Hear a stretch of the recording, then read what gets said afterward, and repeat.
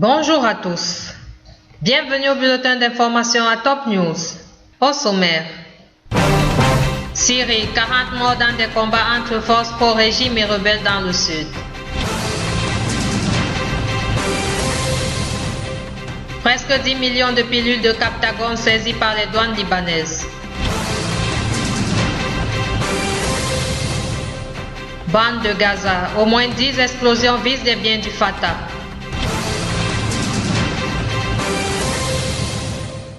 Mesdames et messieurs, voici les détails.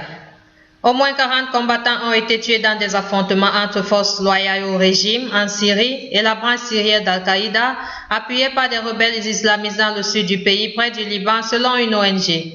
Au moins 26 membres des forces de la défense nationale et 14 combattants du Front Al-Nosra et rebelles islamistes ont péri dans des combats jeudi dans la région de Beit Tima, a indiqué vendredi l'Observatoire syrien des droits de l'homme. Cette région à majorité druze, à l'extrémité sud-ouest de la province de Damas, est le théâtre d'affrontements depuis plus d'un an. L'armée arabe syrienne, en collaboration avec les forces populaires, ont repris hier jeudi au Tafiris du groupe Daesh le champ gazier de Shah dans la province de Homs. Selon la télévision syrienne officielle, les Tafiris qui s'étaient emparés d'une partie de ce champ gazier il y a une semaine ont été délogés du site et de ses environs, d'après les informations de la chaîne, confirmées par l'Observatoire syrien des droits de l'homme, une ONG syrienne. Ce succès de l'armée intervient au lendemain de la reprise de 2 autres champs gaziers et d'une compagnie de gaz dans la même province. Daesh se sert des revenus des sites gaziers et pétroliers qu'il occupe en Syrie et en Irak pour financer ses activités au sein du califat qu'il a décrété à cheval sur ces deux pays. Liban. Presque 10 millions de pilules de Captagon ont été saisies par les douanes libanaises, a affirmé vendredi le ministre des Finances Ali Hassan Khalil, lors d'une conférence de presse avec des responsables des douanes libanaises au port de Beyrouth. L'affaire a retenu notre attention suite à des informations et investigations avancées. Ces pilules étaient destinées aux Émirats arabes unis, a-t-il précisé, attribuant l'échec de cette opération aux actions des douanes libanaises. L'État libanais saisit régulièrement de grandes quantités de pilules de Captagon dans différentes régions du pays. Le terroriste détenu Ahmad Mikati aurait avoué avoir été en contact avec le cheikh salafiste en fuite Ahmad al-Assir, croit savoir le quotidien As-Safi dans son édition du jour. Selon le quotidien, le détenu Mikati aurait surpris ses interrogateurs en avouant les rôles de ses complices. Il aurait ainsi reconnu avoir été en contact avec Ahmad al-Assir et l'ex-chroniqueur devenu salafiste Fadel Shaker, qui se serait réfugié dans le camp palestinien de Aïn el-Eloué. Ahmad Mikati aurait également affirmé que Shadi Malawi et Oussama Mansour, tous les deux dirigeants du groupe armé en fuite depuis la fin des affrontements, auraient voulu recruter davantage de soldats déserteurs afin de multiplier des dissensions au sein de la troupe.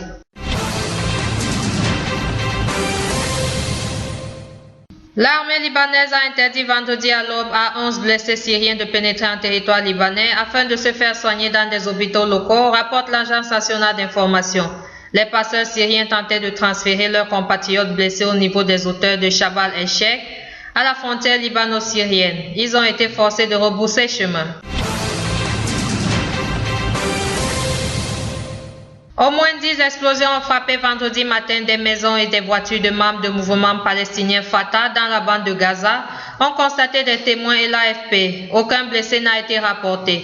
On ignore les motivations de ces explosions condamnées par le Fatah du président Mahmoud Abbas et le mouvement islamiste Hamas qui domine le territoire. Les explosions sont survenues en l'espace de quelques heures avant 6h30. L'une d'elles a visé une estrade montée à l'ouest de Gaza en vue du 10e anniversaire de la mort de Yasser Arafat, principal fondateur du Fatah. Autre titre. Un Israélien grièvement blessé mercredi dans une attaque à la voiture bélier à Jérusalem est mort des suites de ses blessures vendredi matin. Deuxième victime de l'attaque, a annoncé l'hôpital. La personne qui a été grièvement blessée dans l'attaque bélier est morte ce matin, indique un communiqué de l'hôpital Hadassah Ayen Kerem. L'âge et l'identité de la victime n'ont pu être confirmés de sources médicales, mais la radio militaire israélienne a indiqué qu'il s'agissait d'un étudiant juif de 17 ans. Un Palestinien de 38 ans, Ibrahim Al-Akari, a mené mercredi une attaque à la voiture bélier qui a tué un policier israélien.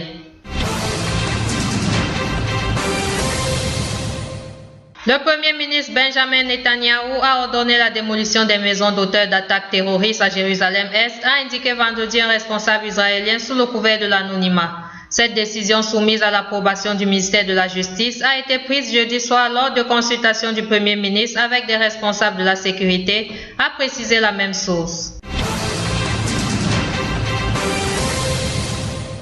5 soldats ukrainiens ont été tués dans l'est séparatiste pro-russe en 24 heures, a annoncé vendredi le porte-parole militaire ukrainien Andriy Lysenko. Nous avons perdu 5 militaires et 16 autres ont été blessés au cours des dernières 24 heures, a déclaré M. Lysenko au cours d'un point de presse. Le Premier ministre palestinien Rami Hamdallah a annulé une visite prévue samedi dans la bande de Gaza à la suite d'une série d'explosions qui ont visé les biens du Fatah dans le territoire, a indiqué un porte-parole à l'AFP. M. Hamdallah, chef du gouvernement de réconciliation, était censé rencontrer à Gaza la nouvelle chef de la diplomatie européenne, Federica Mogherini. Enfin, un ancien soldat des Navy SEAL, cette troupe d'élite de la marine américaine traditionnellement soumise au secret le plus strict, est sorti de l'ombre jeudi en affirmant publiquement qu'il était celui qui a tué Oussama Ben Laden. Robert O'Neill, 38 ans, a affirmé au Washington Post qu'il avait tué en le touchant d'une balle en pleine tête le chef d'Al-Qaïda le 2 mai 2011 lors d'un raid héliporté à Abbottabad au Pakistan. L'ancien soldat d'élite a indiqué au quotidien avoir décidé de donner son nom après une fuite orchestrée par SOFREP, un site internet d'anciens SEAL. Les Navy SEAL sont normalement tenus de conserver le secret le plus strict sur leur mission. Merci à vous qui nous suivez de Beyrouth et partout ailleurs. Bulletin présenté par Anna Ekame.